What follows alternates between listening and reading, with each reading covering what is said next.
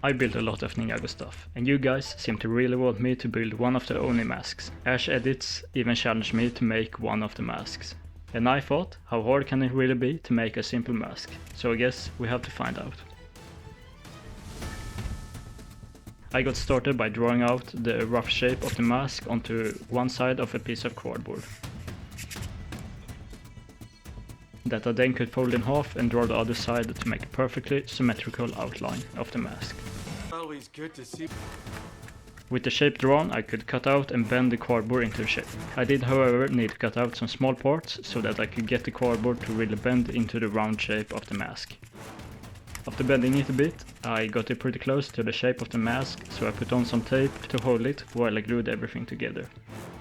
And of course, now the problem was that the surface of the cardboard is quite rough. So I took some really thin cardboard that I had left over from some old Lego instructions and bent it around the mask so I could draw on the shape of the mask and cut it out.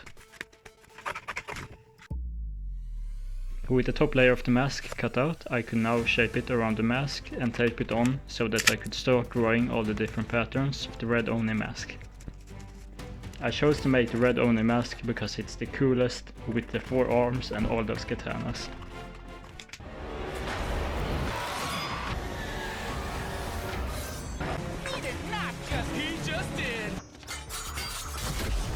With the reference image of how the patterns should look, I started sketching out all the different details onto the mask. Once the pattern was drawn on top, I could take off the thin cardboard from the mask and flatten it out so I could use paper to make guides for all the details like the eyes and mouth.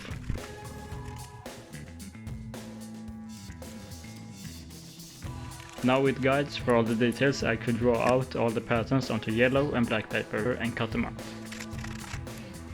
I decided to make the patterns from paper because they would stick out a bit from the mask and give it more detail than what just painting it would do.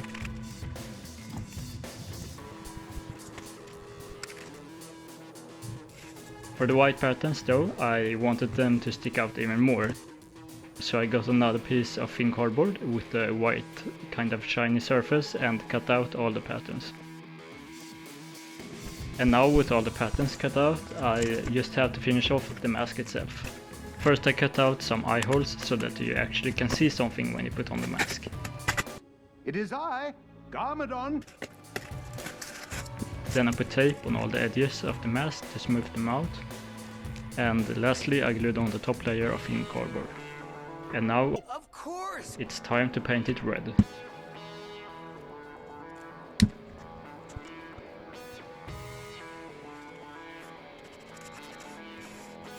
Once I had painted every little corner of the mask and made sure that my sketch of the patterns was still visible under the paint, it's finally time to glue on all the details.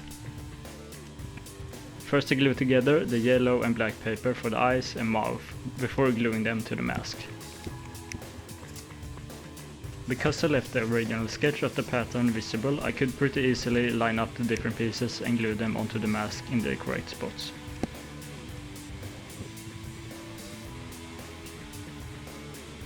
With all the patterns glued on, I drew some of the black lines to finish off the last details. And then I got some of my red fabric that I used for the eyes on my Garmadon costume to cover up the eye holes on the mask. And with that, the mask was done.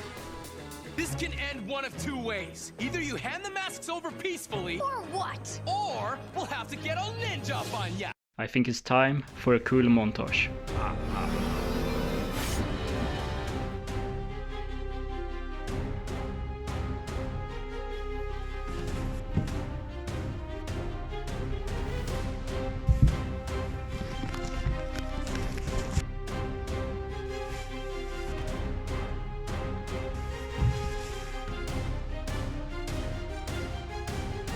The Sons of Garmadon, a mysterious criminal syndicate growing in prominence in Ninjago City.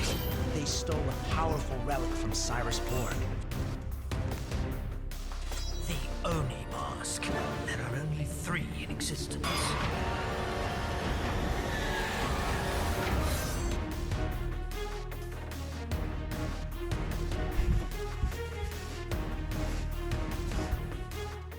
The mask turned out super cool, and it was a nice small project to work on while I waited for my 3D printer to print all the parts for the next Ninjago project. I think you know what it is. The Mega Weapon. So be sure to subscribe because I don't want to miss that video.